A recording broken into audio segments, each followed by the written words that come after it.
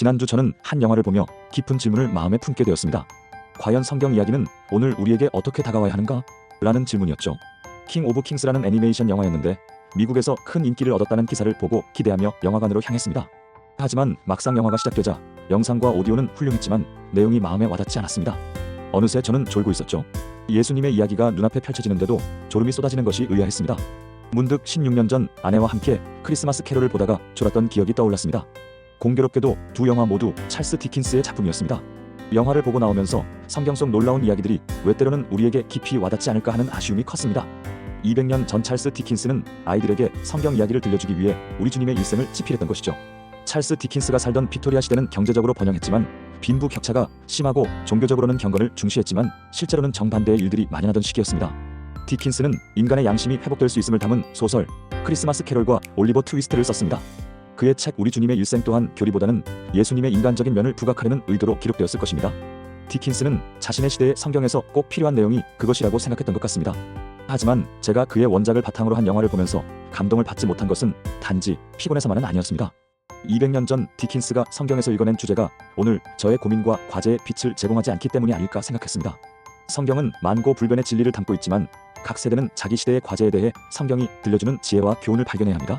사도 바울은 고린도 교회에 보낸 편지에서 성경 이야기는 우리에게 거울이 되고 주의할 점을 일깨워준다고 말했습니다. 로마서에서는 성경에서 발견한 교훈을 통해 인내하고 위로를 받아 소망을 가질 수 있다고 했습니다. 여기서 우리가 성경을 읽는 과제가 드러납니다. 우리는 성경으로부터 교훈을 발견하여 그것이 우리에게 인내하게 하고 용기를 주어 현실의 문제를 극복할 수 있다는 소망을 가질 수 있어야 합니다. 모든 사람이 성경을 읽는 이유와 목적이 바로 이것입니다. 설교자의 과제도 성경 이야기가 오늘 우리와 무슨 관련이 있는지를 읽어내는 것입니다. 주님은 이전에 기록된 성경 이야기를 통해 오늘 우리에게 무엇을 하라고 말씀하시는가 하는 것이죠. 로마서 15장에서 사도 바울은 성경이 비록 과거에 기록된 것이지만 우리에게 교훈을 주기 위한 것임을 분명히 보여줍니다. 성경에서 교훈을 발견한다면 우리는 인내할 수 있고 용기를 낼 수 있으며 소망 가운데 살아갈 수 있습니다. 바울은 교회가 예수님을 본받아 서로 같은 뜻을 품고 하나님께 영광을 돌리기를 바랍니다. 특히 유대인들이 이방인들을 용납하는 문제를 중요한 과제로 제시하며 예수님께서 모든 민족에게 구원의 소망을 주셨음을 구약 성경을 인용하여 강조합니다. 사도 바울은 교회가 하나님이 꿈꾸시는 소망을 받아 기쁨과 평강이 충만하여 믿음 안에서 성령의 도우심으로 가득하기를 바랍니다. 그것은 유대인과 이방인이 하나 되어 한 가족처럼 하나님 앞에서 함께 지어져가는 것입니다. 그때 하나님은 그들 가운데 계시고 그 공동체는 한 마음 한 뜻으로 세상에 하나님의 아름다움을 나타낼 것입니다. 이것이 사도 바울의 꿈이며 그가 하나님이 우리에게 주시는 소망이라고 확신하는 것입니다. 이처럼 성경은 사도 바울에게 자기 시대의 과제를 일깨워 주었습니다. 과거에 기록된 하나님의 말씀이 자기 시대에 어떤 의미인지를 깨닫게 해준 것이죠. 성경 드라마에서 교훈을 받아 자신의 배역을 성실히 감당한 사도 바울과 교회들의 순종을 통해 교회는 유대인의 울타리를 넘어 세계인을 하나님의 성전에 동참하게 했고 그렇게 하나님의 뜻이 땅에 성취되어 왔습니다. 모든 시대의 신자들은 이렇게 성경 이야기 속에서 자신의 배역을 찾고 핵심 주제를 발견했습니다. 그럴 때마다 교회는 척박한 현실 속에서도 인내하고 용기를 내어 하나님의 뜻이 자기 시대에 이루어질 것이라는 소망을 가지고 살았습니다. 우리는 그런 사람들을 신앙의 위인이라 부릅니다. 500년 전 종교 개혁자들도 자기 시대의 과제에 대해 성경에서 답을 찾았고 그렇게 교회는 다시 새로워지고 세상을 선도하는 등불이 되었습니다.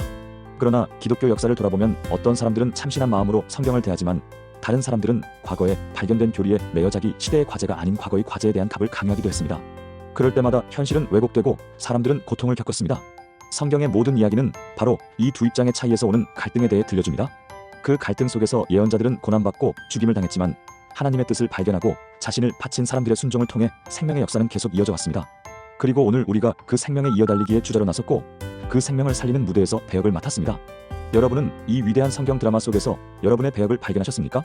성경이 오늘 여러분의 삶에 던지는 빛은 무엇입니까? 우리가 성경에서 그런 빛을 발견하고 소중히 따른다면 우리는 선배들처럼 성경 드라마의 멋진 배우가 될 것입니다.